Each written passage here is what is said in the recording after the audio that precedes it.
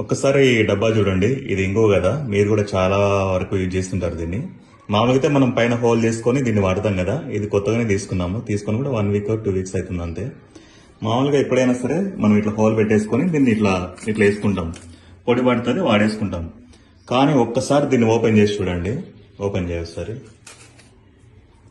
అది కూడా ఓపెన్ చేయ, ఒకసారి చూడండి లోపల ఇంగువ ఎట్లుందో. మనం చూడకుండా ఇట్లే ఇంగు వేసుకున్నామంటే అంతే. ఇంకా ఒకసారి ప్లేట్లే డబ్బా కూడా పెట్టు, ఇంకో డబ్బా పెట్టు. ఒక్కసారి ఇటు చూడండి, ఇది ఇంగువ అన్నమాట, లోపల అట్లుంది.